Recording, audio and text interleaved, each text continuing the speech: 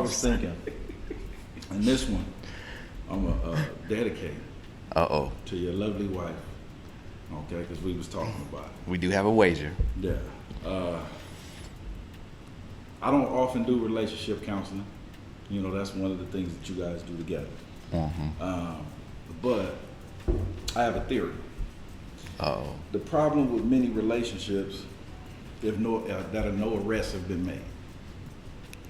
Okay? Let me say that again. The problem in many of your relationships is that no arrests have been made. I'm gonna tell you a story. I was telling my son, when me and his mom were together, okay, we living in West LA. Just one morning, get a knock at the door, okay? It's the LAPD, right? Mr. Towns live here? Yes. You go by JT? Yes, I do, officer. He said, you need to come down to the station for questioning. I said, well, any charges? He said, well, the neighbor said there was assault committed on your behalf. And I said, what are you talking about? I ain't touched nobody. He says, no, with all the noise that was going on in this apartment, we know you beat the puss up last night. I said, you don't have to ask no questions. You can just take me away. Where the cuffs at? See, that's the problem with a lot of y'all dudes in y'all relationship. Y'all short stroking. If you have not committed assault on your woman's hips, that's why she upset with you. That's why she cranky. Okay? Wow. So some arrests need to be made. I got multiple felonies on my record. Okay? Call me Peter. So you clean arrest record, nigga, you on some sucker shit. Peter the boom boom beater.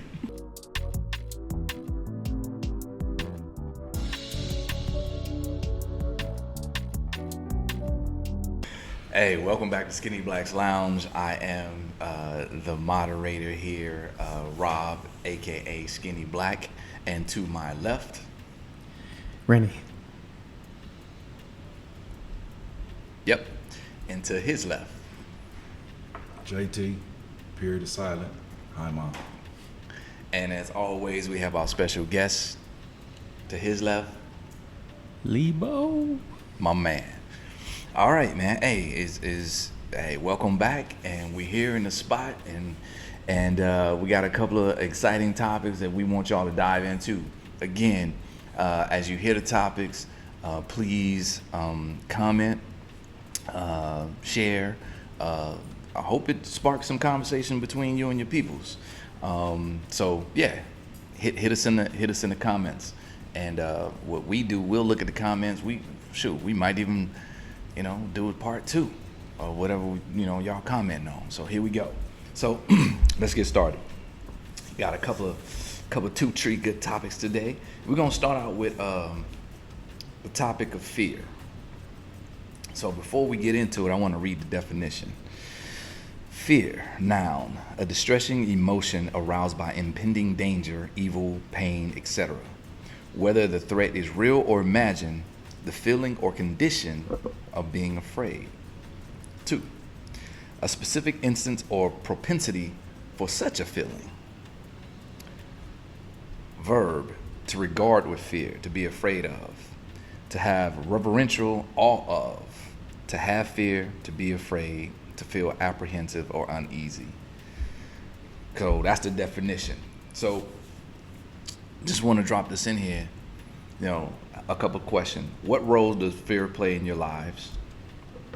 In what ways have you recognized, been affected, or overcome fear? And in what ways or how do you embrace fear now?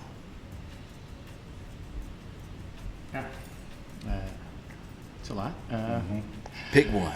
Dive in. Okay. I think fear is found involved. a dictionary with the longest words for a definition. How you have a definition 37 letters for a 4-letter word? But go ahead. Apprehensive, referential, propensity. Yeah, I was like, Oh, man. Hey, you got to use a dictionary to figure out what the dictionary, what the word What is. the word was. Like, I don't know, you sent me down a rabbit hole for a 4-letter word. and you went deeper on fear than we can go with love. That's what's wild. Yeah.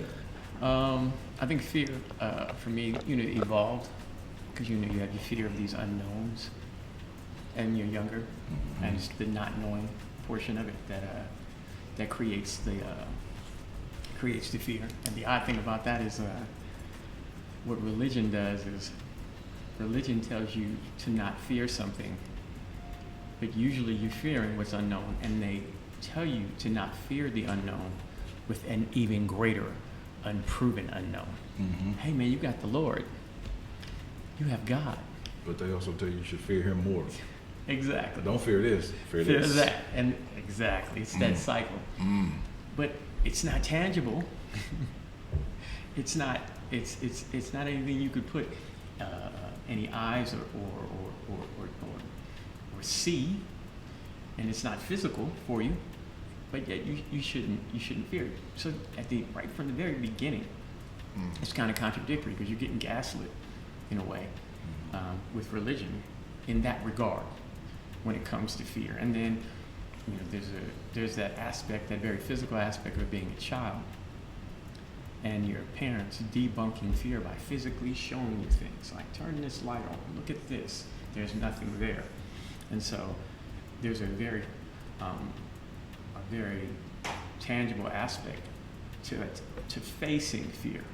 But also fear is the one thing that we give very little nuance to when explaining. It's the one emotion we say, I may not be scared.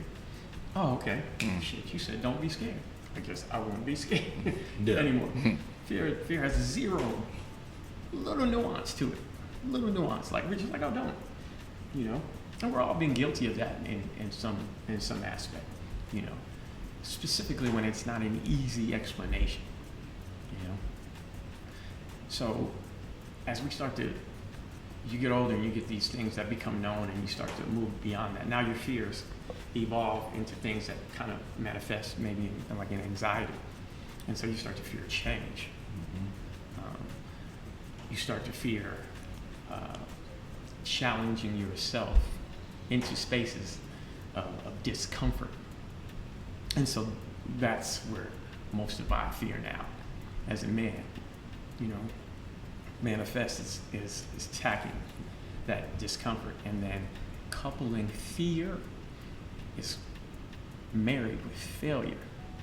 And once I learned that failure was a part of the process, it made it easier for me to go at fear of things. Like, hey man, I failed a whole lot. Yeah, hell yeah. At this point, why are you tripping? No, it's no just straight arc to success. It's full of failure. Yeah. When I think of fear, before I even say this, I'm glad you cleaned up that religion thing, because you was about to have a bunch of church ladies out protesting by your car. It would be white stockings, hats, and Epsom salt. But when I think of fear, I think of fire. And fire is not good or bad, it's a tool. Fire can, warm your house and cook your food, and it can burn your damn house down. Yeah. Fear is a necessary part of us. It is actually a gift to me. It's an essential emotion. But fear can also paralyze you. I've seen people get in situations, they get scared, and they are stuck. I mean, literally cannot move, right? And then I see other people embrace fear, because on the other side of it is some of your greatest successes. So it's a tool, right? And what we're taught in our society is so much stuff is black and white. It's good or bad. And if we say it's bad, don't you ever go behind the curtain, right? Well, usually behind that curtain is knowledge, right? And that's why they're telling you to stay away, because they don't want you to grow stronger. So embracing your fear, embracing the reasons behind why you have those fears, is probably will lead to some great success, No, I was dope. You bright and hard. Back to what you were saying about in embracing the fear, because it's a part of the gamut of emotions. And like you were saying earlier, it's the one with the least amount of nuance and understanding how much fear serves you. in spaces. You know, you hear something dangerous, you hear something that's suspicious, and you take off, and you later on find out that was warranted. Fear serves you Exactly. in that purpose, you know. And so, and not to go at religion, but we could think about the conflicting messages that it sends. Like there's a quote, there's a passage: "There's no fear in love, but perfect love casts out fear. For fear has to do with punishment, and whoever fears has not There's no perfected fear in love." but love casts out fear. You know what I mean? And this is John chapter 4, verse 18. If it's not there, there's nothing to cast out. Okay, you know. You know what I mean? And so we're indoctrinated into this. We're indoctrinated when we should be embracing it.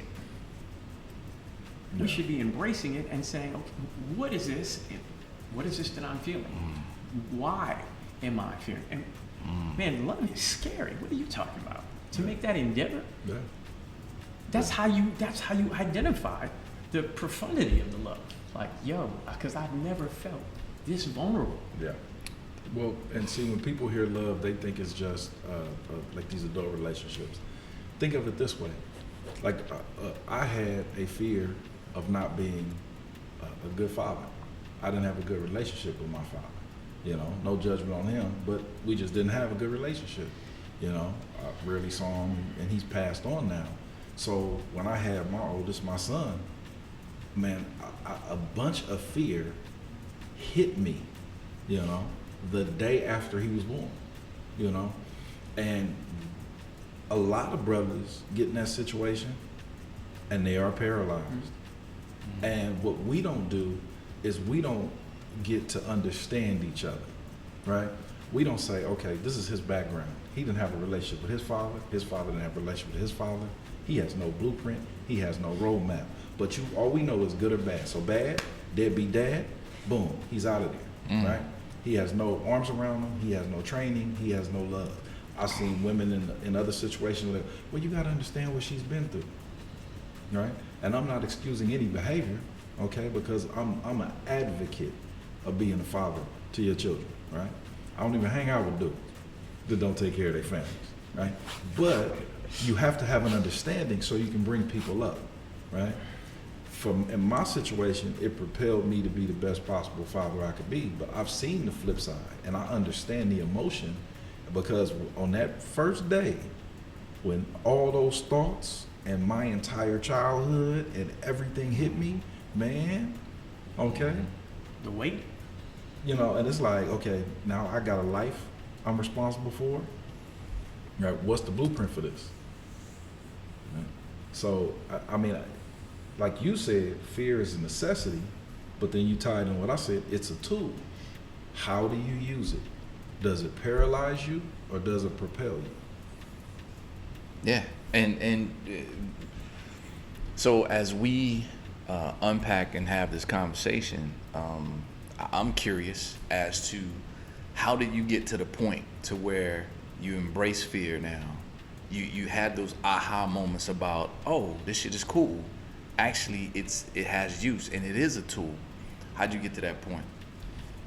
I mean, it's the analysis of your emotions and what's happening to you in the space when it's happening, like what is going on, and then the process that you take to identify what your emotions are and then how those emotions are manifesting in your actions.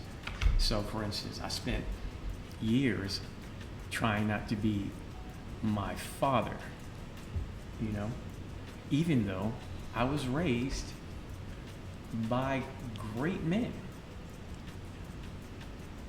His absence triggered an analysis of everything that I did, because I'm of his image, I'm of his genetic code, and so that fear was guiding every single thing that I did.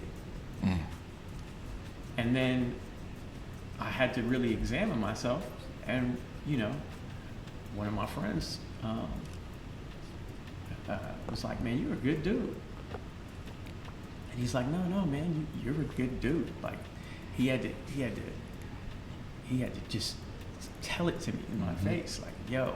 And then I had to have an understanding, like, man, I was so busy trying not to be this cat that I was never this dude. I was his son, but I was never him. Yeah, one-on-one. Yeah. I was never him, and that revelation brought on by my man Calvin, like, yo.